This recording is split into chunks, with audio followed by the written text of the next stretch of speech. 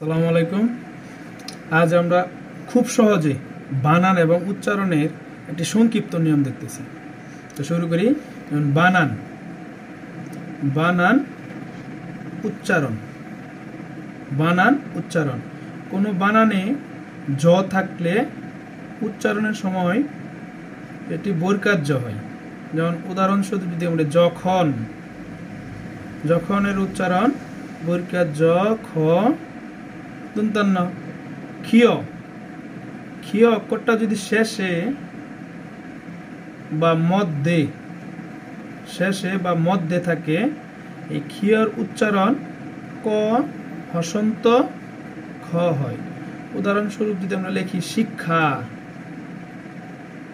শিক্ষা, শিক্ষার উচ্চারণ তালিবার শহরে শি, ক্ষীয় আছে শেষে, তাহলে হবে ক হসন্ত ক্ষয়াকার খা, শিক্ষা।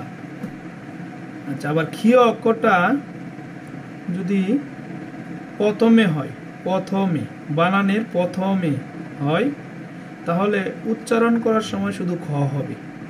উচ্চারণ করার সময় শুধু খ। উদাহরণস্বরূপ যদি আমরা লিখি ক্ষয়, ক্ষয়, উচ্চারণ করার খ অন্তস্থ ক্ষয়। আর কোনো বানানে মূর্ধন্য থাকলে তা উচ্চারণের সময় দন্তান্ন, কিন্তু অরুণ, অরুণ।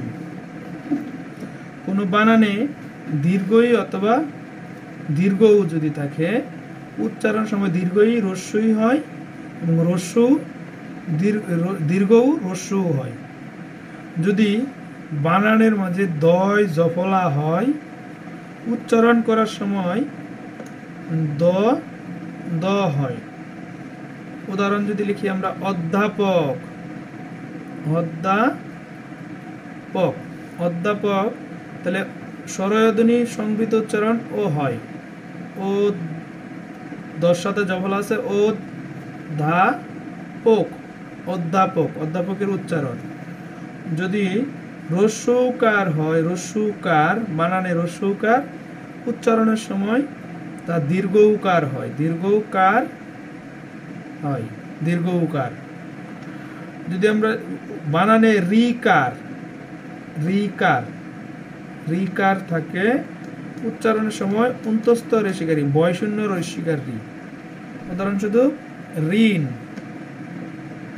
উচ্চারণ অন্তস্থ রেশিকার রি, ঋণ। তর সাথে জফলা হলে বানানে ত ত, সত্য, তাই উচ্চারণের দন্তাস্ব তালিবাস্য সত ত, সত তয়কার তো, সত্য। এই হচ্ছে আমাদের সংক্ষিপ্ত উচ্চারণের নিয়ম।